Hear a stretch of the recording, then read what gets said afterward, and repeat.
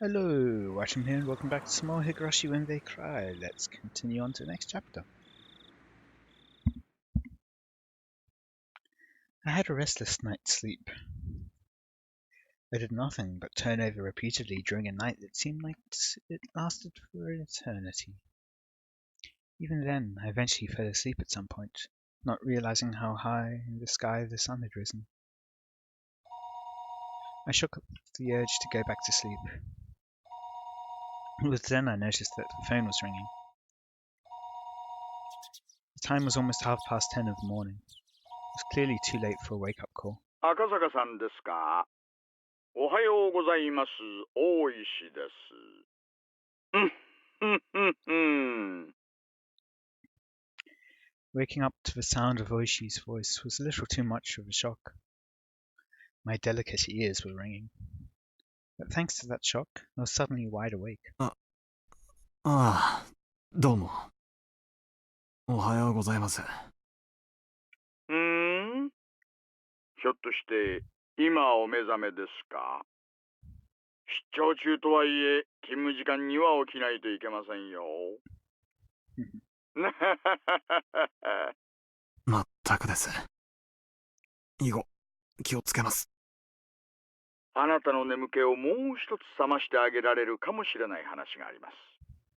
ひなみ沢駐在所から届いた遺失物に興味深いものが混じっていたんです。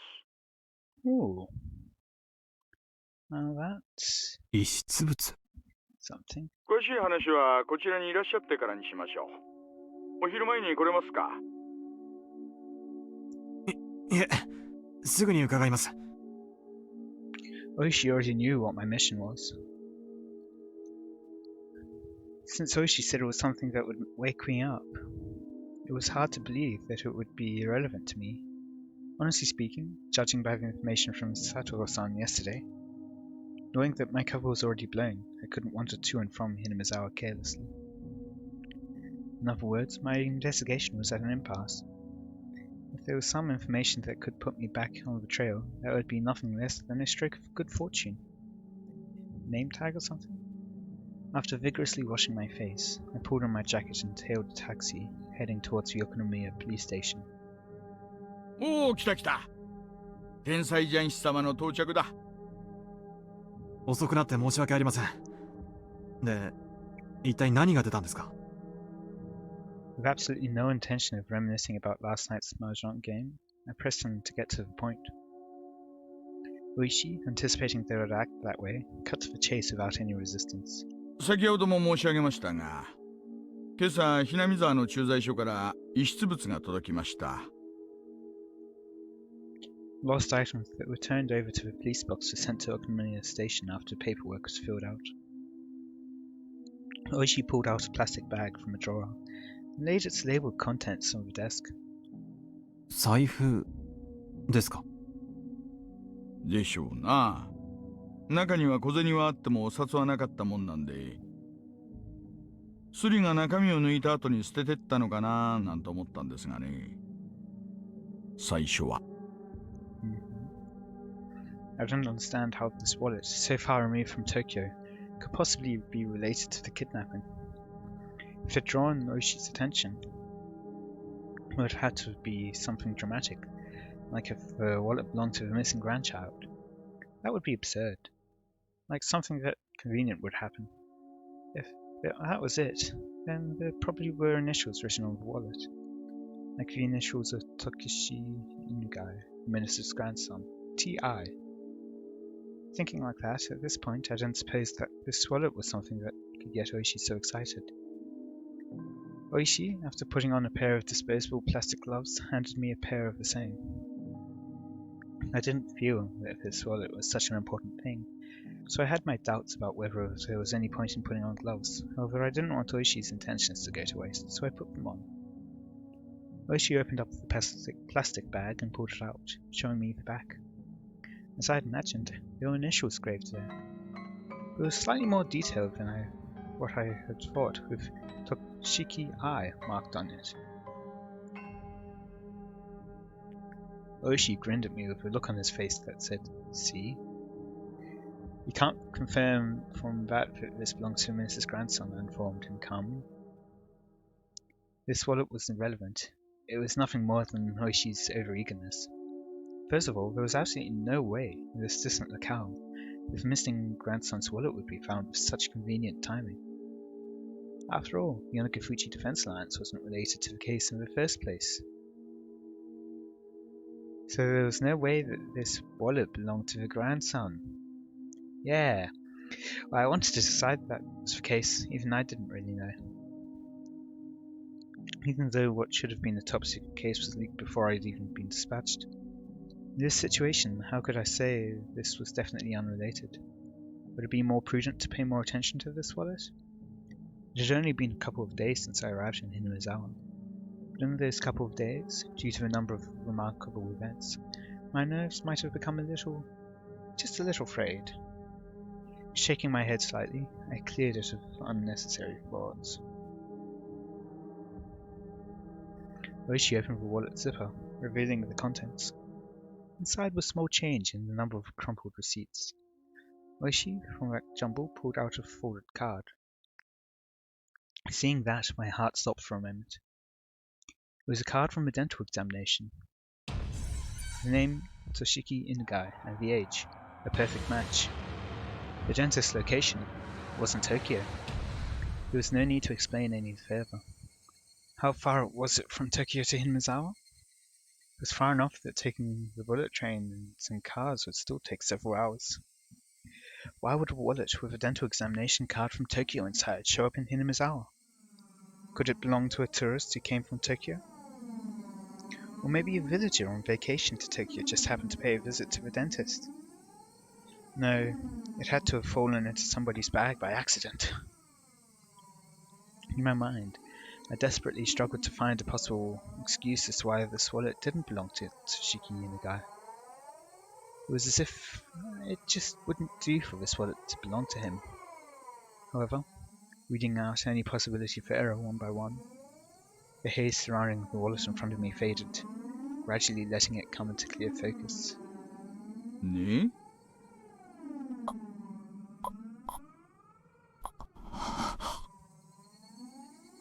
I felt a shiver of electricity run up my spine. My pulse quickened, and a thin film of sweat began to coat my entire body. From Oishi's point of view, I was probably slack-jawed and spaced out, with a slovenly look on my face. この歯科には問い合わせましたか？そりゃ赤坂さんの仕事でしょ。私はまだそこまでは。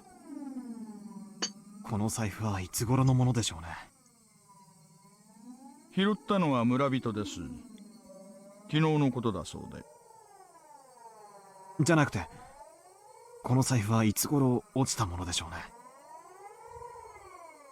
ここいらに雨があったのはちょうど先週7日前。中身が水にやられた様子はないから、最長で6日前からでしょうね。この財布の存在は署内で誰が知ってます？初期対応の日並沢駐在所の警官、それから遺失物対応で係が 2,3 人、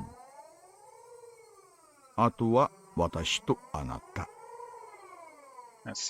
内緒の事件と関係があったらまずいでしょ。ベラベラとは喋ってないつもりですよ。電話を借りていいですか？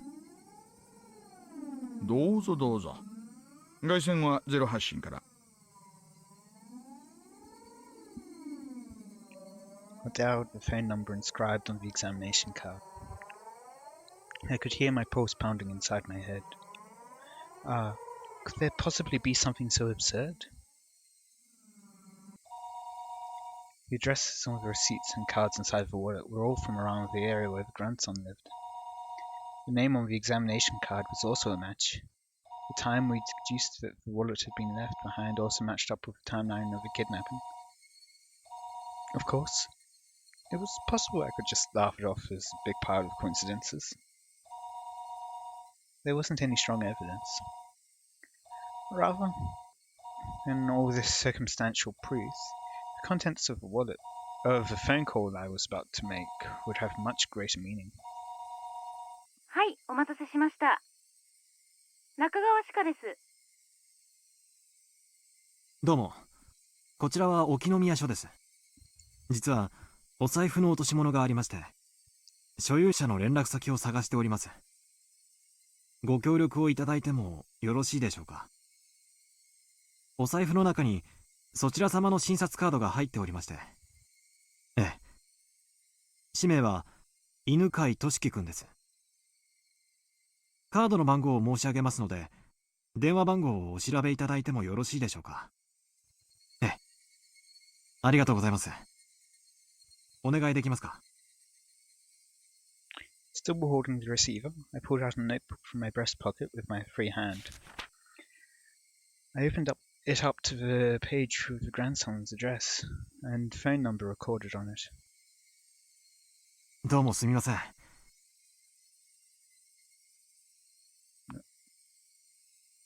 はい。お願いします。I compared the phone number written in my notebook to the one that was being read on the other end of the line.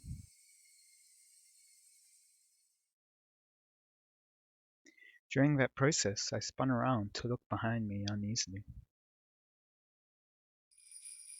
I locked eyes with Oishi. Oishi looked puzzled, wondering what the matter was. Why would I feel uneasy and look behind me? That was because the person on the end of the line was reading out the numbers as though doing so straight from my notebook. It seemed that HQ was in quite an uproar thanks to my report. No matter how many times the authenticity of the evidence I had linked to the grandson was called into question, I could only respond that it was the truth. When the lead investigator first picked up the phone, I was thrilled about the evidence I'd found, but it was almost too good to be true, if I do say so myself. But after having doubt after doubt dispelled, he fell into silence. The receiver was finally handed over to the section chief. When he picked it up, the background thrum on the other end of the line disappeared, and I knew that it had gone completely silent. After asking the same questions about the wallet that the lead investigator did, the chief quietly spoke his next words. わかりました。こちらから何人か増援を送ります。今日の夕方には到着できるでしょう。赤坂君は引き続き現地調査をお願いします。財布が発見された地域の情報を収集しててください。加納さんは何人か選んで現地へ直接。The fact that he was saying Kano, the lead investigator here, meant that the chief had decided there was a possibility that the Onigashiki Defense Alliance were somehow implicit in the kidnapping. However, it felt as though until the lead investigator, whom he trusted, had verified the evidence with his own eyes, he was still going to be skeptical about it. どうでした？本庁から増援が出発するそうです。私は現地調査を命じられました。財布の落ちていた場所はどこなんです？高津戸のあたりだそうです。ここが沖宮。ずーっと行ってここがひなみ沢で、さらに上流にぐーっと上がっていくとこの辺が高津戸です。Oishi explained where the wallet was found by pointing to locations on the map on the wall. This place called Takatsudo was even more remote than Himazawa was. 高津戸界隈はほとんど民家なんかありませんよ。昔の廃村です。無人の家屋が点在するなんとも寂しいあたりですね。Why was it deserted? 大石さん、高津戸へ案内してもらうことはできますか？構いませんよ。赤坂さんお一人ではなかなか自由にひなみ沢に出入りはできないでしょうからね。無論また野球帽とマスクをしてもらうことになりますが。That Oishi had agreed to accompany me was very reassuring. If Sato-san's info was to be believed, my cover had been blown. I wasn't sure if the villagers had realized that the fresh meat dispatched from public safety was for tourists who had visited the village yesterday, in other words me. But deciding that they hadn't noticed would have been overly optimistic. Given a cursory thought, Takatsudo, where the wallet was found couldn't be ruled out as a hiding spot for the kidnappers. The Takatsudo area didn't have any residential buildings, nor was it alongside a highway. There wasn't a reason for even the locals to go out of their way to visit it. It was exactly what you would call a long-forgotten ghost town at the end of the road. You couldn't ask for a better place to hold a kidnapped grandson. Also, you couldn't get to Takatsudo without passing through Himatsubushi first. Those several conditions made the area all the more important. I couldn't brush it off any longer. There was no longer any doubt that Onagafushi Defense Alliance, or somebody hired by them, were involved in the kidnapping. I can't help but wonder, how this other village is connected historically to Himatsubushi. If that was the case, then the fact that this wallet was found might have already been leaked to them. They even knew so much as how the Public Safety Division was operating. The case of the wallet couldn't be something they didn't know. In that case, there was a possibility that the enemy was lying in wait. To dive alone into enemy territory surrounded by enemy territory, to say the least, required us an amount of courage, nay, recklessness, that I did not have. 大石さんの同行がなければそうおいそれと踏み込めない村でしたので、ご協力いただけて本当に助かりました。正直なところ、またお金を要求されるのではと思ってましたよ。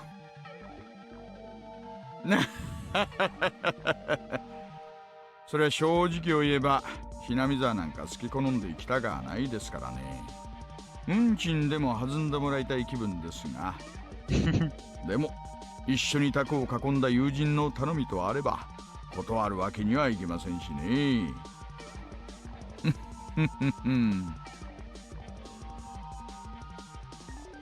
Oishi grinned as he pounded me on the back.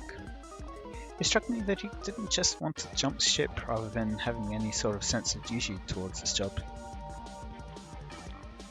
Even so, that didn't really matter. Right now, I really appreciated the gesture. では、早速出してもらえますか。If the enemy knew that the police had obtained the wallet, then they would probably have moved the hostage to a different place. There wasn't a moment to lose. Ryoshi, without regard to the fact that we were about to head out, began to remove his jacket. 何を知ってるんですか。まあ用心ですよ。家中の栗を拾うなら相応の用意が必要と思いましてね。あなたも来ますよ。What Oishi pulled out from a drawer below the desk was a stab-proof vest.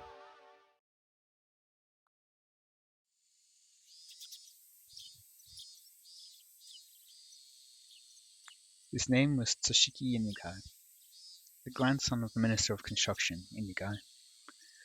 There was only one reason for him being here. If you didn't include gym or art class, his grades were above average. That was the result of having private tutorial sessions twice a week. If you omitted the fact that he still couldn't do pull-ups, there wasn't much else that would make him hate school. Of course, he understood full well that his grandfather was a cabinet minister, but he also knew that not too many people were that interested in their relationship.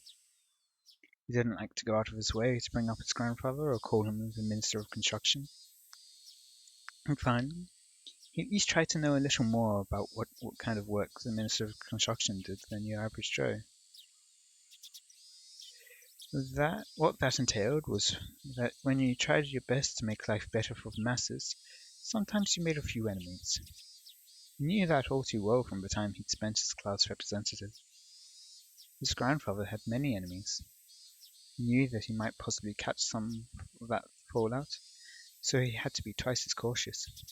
He was taught that by his parents. That's why, the moment he was kidnapped, he instantly knew that this was one of those occasions. He understood that he wasn't being treated as Toshiki Inugai, the person, but rather as Toshiki Inugai, the grandson of the Minister of Construction. That he wasn't personally at fault, but that this was a result of some unavoidable trouble with his grandfather's work. It made little difference, but when he realized it wasn't because of anything he did, he was able to relax, if only a little. Of course, At first he was struck with a terror befitting his age, wondering what was going to be happening to him. But after a while of being tied up and only able to stay lying down, he began to ponder a great many things. First, he thought about the reason he was being abducted like this. He understood the answer to that easily. He was taken hostage to coerce his grandfather, the minister. There was no doubt about that. He didn't know exactly what the Minister of Construction did, but it was easy to imagine that there was much to be gained from threatening him. He respected his grandfather more than most. He honestly believed that his own grandfather was within the top 20 of the most important people in Japan. That was exactly why he wouldn't forgive anybody who tried to threaten his beloved grandfather. More importantly, he wouldn't forgive anybody who tried to use him as a tool to threaten his grandfather. His grandfather was really busy and really had time to meet with relatives. That's why, with what little time he did manage to scrape together, he just dropped by unannounced. And, as an apology for not being able to meet during New Year's summer vacation, he doted on his grandson very, very much. The number of times that Toshiki was looked upon with disregard just because his grandfather was a politician and a minister certainly weren't few. But he never thought, even once, that he wanted his grandfather to quit being a politician. Because it was his beloved grandfather. He wanted him to continue his career as long as possible from the bottom of his heart. However, Toshiki was now being held hostage, and his grandfather was being threatened. His grandfather, who called him the apple of his eye, was surely suffering. He might do anything to save his grandson, maybe even putting aside his ideology if it was required to save his grandson. He might cave into the culprit's demands if it meant saving his grandson. When Toshiki thought about that, an inexplicable anger welled up within him. In his current situation, he was unable to forgive the cowards who would make his beloved grandfather suffer by using such dastardly means.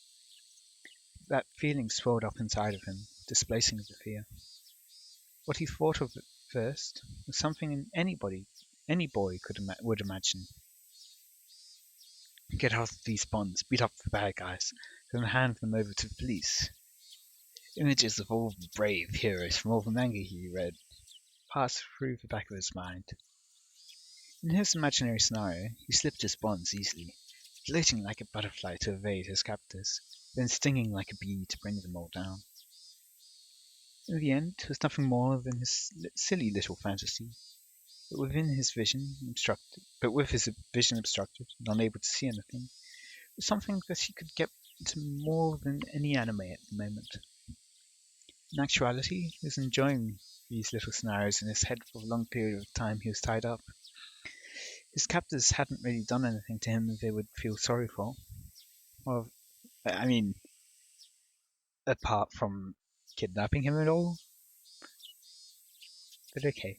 However, eventually he began to grow tired of his fantasies, and more realistic scenarios began to run through his head. It was then he realized that none of them were a solution. Yes, he wanted to do something for his grandfather who was being threatened. That he was being held here to inflict pain on his grandfather was the very thing that he could least forgive, and also the most vexing. And then he noticed. There was a much simpler way he could save his grandfather without having to beat up his despicable captors. That was to remove himself as a hostage from the hands of these villains. Bite his tongue. If he was to disappear from here, his captors would have nothing to threaten his grandfather with. The captors had restrained him, but they didn't treat him roughly, and they made sure he was fed well enough. Meaning, at most, he was nothing more than the means for their threat. They weren't looking to bully or kill him out of spite. If he behaved, no ill would befall him. Realizing that gave him the strongest sense of courage. And carrying his strain of thought this far, he let it run its course to its natural conclusion. Right now, at this moment, Toshiki Inugai had decided to escape. His ears had been stuffed with sponge-like material, acting as makeshift earplugs. However, they didn't actually do much to block out any sound, and you could overhear everything his captors were saying. Realizing that this was to his advantage, even when his captors spoke to him, he acted like he couldn't hear them due to the earplugs. His captors, thinking that he couldn't hear their conversation, talked about all sorts of things without any reservations. Thanks to that, he was able to obtain various pieces of information. First off, this wasn't Tokyo. It seemed like this was quite a distance away, and on top of that, in the countryside, nestled deep in the mountains. It seemed that his captors were inconvenienced living out here, so he could deduce that this place was far removed from any sort of town. Finally, whenever they went out to buy food or other supplies, they would always take a car. That fact caused him some dismay, because he knew that the method he learned at school of running away around blindly while shouting for help wouldn't work here. He paused his little mental escape scenario here, there. His ultimate goal was to find somebody who would help him. If somebody who fit that description wasn't close by, his chances of escaping successfully grew slim, especially when he runs into town, and the town's his enemy. A desolate, far-off land deep in the mountains, a place where you couldn't even go shopping without using a car. In this situation, escaping would be very difficult. He grew depressed, and after a little while, he returned to his original scenario, imagining becoming a hero like in the manga he read, and beating down his captors became his respite. However, as he played those delusions out in his head, his heart, hating to surrender, continued to search for a way to escape. And then, he thought of a way. If the goal was far away, then all he had to do was get closer. His goal, in a nutshell, was to find somebody who would help him. We all know that's not going to happen. In other words, somebody other than his captors. If he faked being sick, then his captors would have to take him to the hospital or bring a doctor to him. They would probably be reluctant to do that, but he already knew that the hostage was more important than anything. And let's be honest though, they probably have doctors on their side. In the off chance that something happened, like him dying, occurred, they wouldn't be able to threaten anybody anymore. Luckily, he had an experience that would help him fake a serious illness. At the end of last year, he was inadvertently involved in a car accident and had to undergo surgery. The scar from that surgery was still clearly visible on his lower torso. He recalled the pain and suffering from that time. The existence of that experience would make a huge impact on the realism of his performance. He was quite confident in his ability to fake an illness.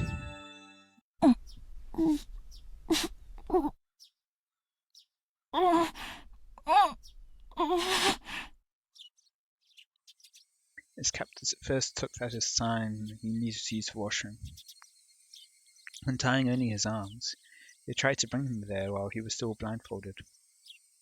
But he didn't try to get up. His hands, now free, only clutched at his abdomen as he writhed in agony. おい、どうしたんだ？腹でも痛いのか？